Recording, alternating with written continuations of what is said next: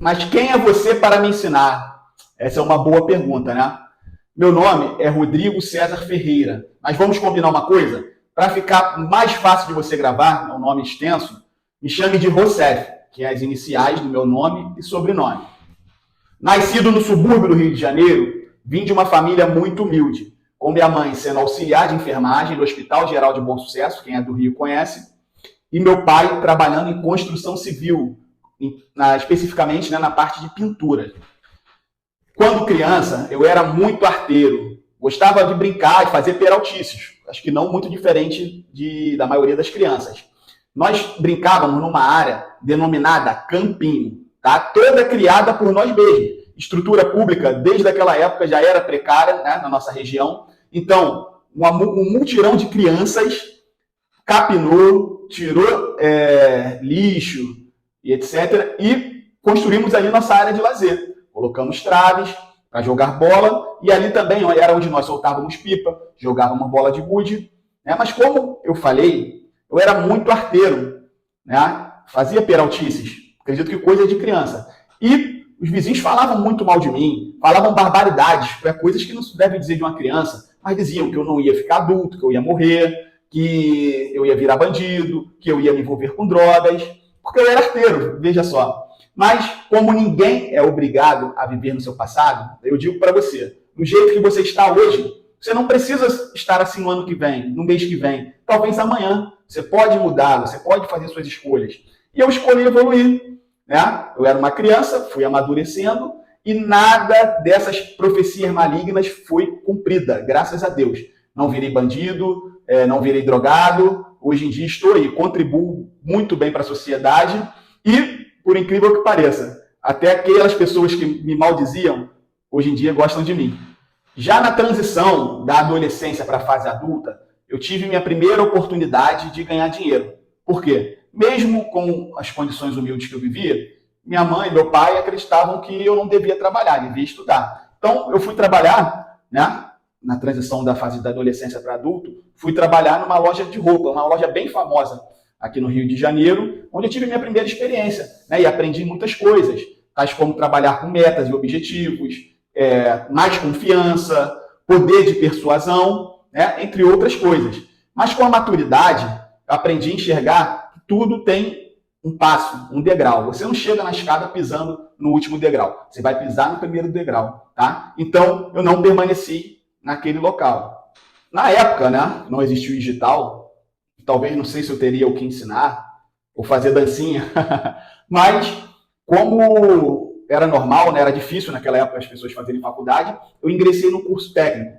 E nesse curso técnico tive boa vivência, né? Como falei, já era uma pessoa mais madura, mais calma, tinha um bom relacionamento com os professores, com os coordenadores, com os colegas, e fui convidado para trabalhar numa fábrica de bombas hidráulicas. E nessa fábrica, né, como eu falei ali atrás, tudo são degraus, eu cheguei, mas não cheguei por cima. Né? Cheguei na função, vamos dizer, mais rasa, com a patente mais rasa daquela linha de produção. Eu fui empacotar bombas, e bombas pesadíssimas. Mas, como eu falei, tudo sempre busquei tirar um aprendizado. E ali conheci o ambiente industrial, tá? Mas também, apesar de aprender muito, fiquei ali um tempo, mas não fiquei ali para sempre. Por quê? É porque eu estava estudando, fazendo esse curso técnico e tinha outros objetivos. E fui buscá-los. E chegou a hora de eu buscar crescer dentro da profissão que eu havia escolhido. Então, vamos buscar um estágio. E eu fui. Peguei, na época existia, né? Mas não era tão comum, ainda se usava muito currículo em papel. E eu peguei um calhamaço de currículo, né? Fui para o centro do Rio, praticamente com o dinheiro da passagem. Imaginava, eu vou conseguir entregar todos esses currículos e vou voltar, né, para poder almoçar em casa. Na minha casa nunca faltou comida, mas, para você ver, pelas nossas condições humildes, nem dinheiro para poder fazer um lanche, né, no centro do Rio de Janeiro eu tive. Então, fui para a cidade só com dinheiro de passagem. E rodei, gente. Eu baixei na internet diversas consultorias, né? Era para trabalhar nessa área do curso técnico. Diversas consultorias, né, endereços mesmo. E bati em um por um. E conversando com meu primo, né, fiz uma ligação para um primo meu, que eu amo, né, quase um irmão, E ele já trabalhava no centro do Rio, etc. Perguntou se eu já tinha almoçado, que já eram quase 2 horas da tarde. Parte até emocionante, cara. E eu falei que não tinha almoçado, porque eu não tinha dinheiro. E ele me chamou. Não, vamos almoçar. Eu fui almoçar, almocei com ele e tinha mais 2 endereços. E como a barriga estava cheia,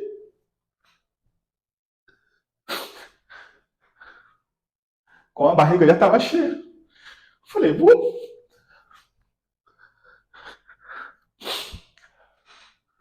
nesses 2 endereços. Um jovem. E, assim, coisas de Deus, né? Para quem acredita. Entreguei nesses 2 endereços, tinha entregue mais de 5 currículos, mais de 50 currículos. E no dia posterior, uma dessas, vamos dizer, entreguei em 50, 49 empresas não me chamaram. Nas 2 últimas empresas que eu fui depois do meu almoço, né, uma empresa me chamou para me entrevistar. E eu fui, fiz a entrevista, né, 2 dias depois, e passei nessa entrevista, né, graças a Deus. E tive uma perspectiva aí de um futuro melhor. Vamos seguir que é preciso. Mas como eu falei ali atrás, o network já estava afiado, né? Eu já tinha boa vivência com instrutores, com colegas, né? Eu estava nessa consultoria, né? Que eu consegui entrar nessa peregrinação e no decorrer, né? Passei alguns meses ali, um coordenador do curso me ligou, falou que tinha uma oportunidade e ia me indicar para o processo de seleção. E deu tudo certo. Fui no processo, passei ali, tá? Naquela seleção e fiquei alguns anos nessa empresa. E daí passei por diversas empresas, né? E ali eu me encontrei. Por quê? Eu observei muitas pessoas que tomam decisões. Eu vi como é lá dentro do ventre da empresa, como que funciona. E ali me apaixonei, tá? Tive mentores, tive pessoas que me orientaram, pessoas que eu me espelho.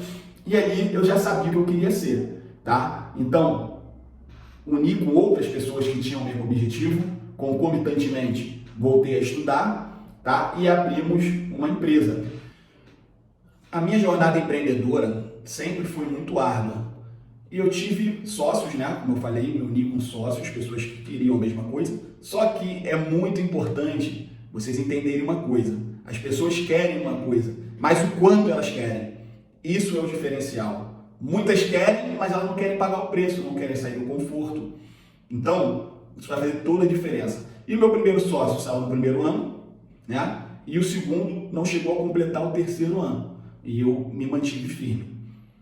E aprendi muitas coisas com eles, claro, muitas coisas com contadores, com advogados, muitas coisas com a internet. Eu tive que buscar, tá, essas informações. Muitas delas aprendi na marra, né?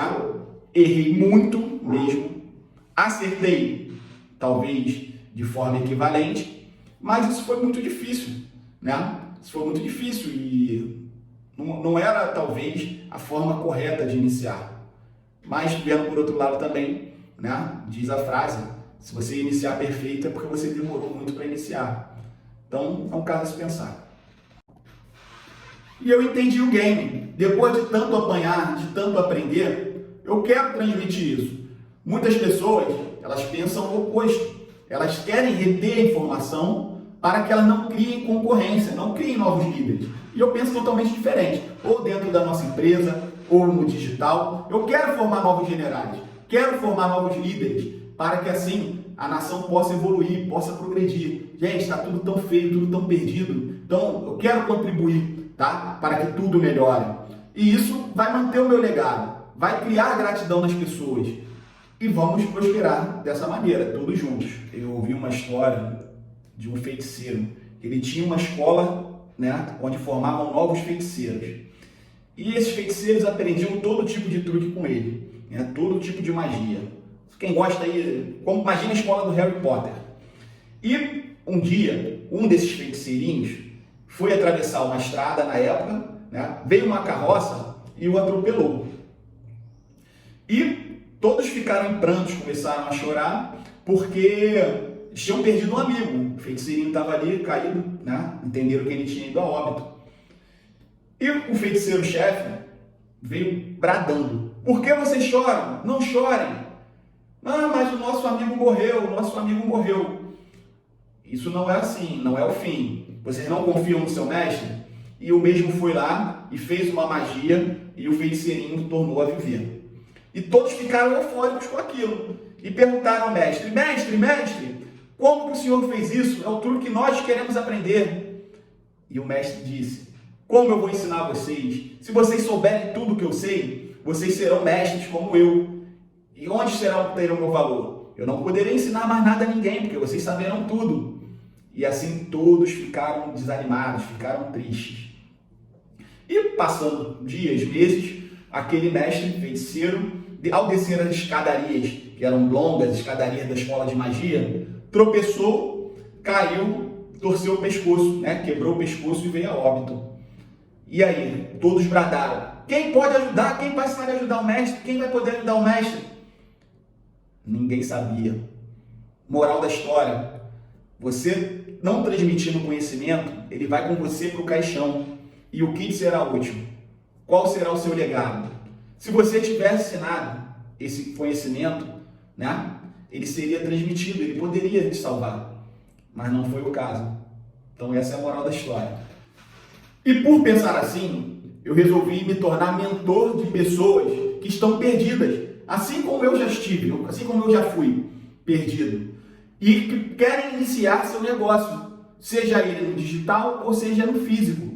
Pessoas que têm algo a oferecer à sociedade, a contribuir para a sociedade, mas não sabem como começar. Tá? E também tem pessoas que já têm o seu negócio, mas também estão perdidas e não sabem o que vai ser do amanhã o seu negócio, não tem nenhum planejamento, não tem nenhuma meta definida. Conta comigo, eu vou te ajudar.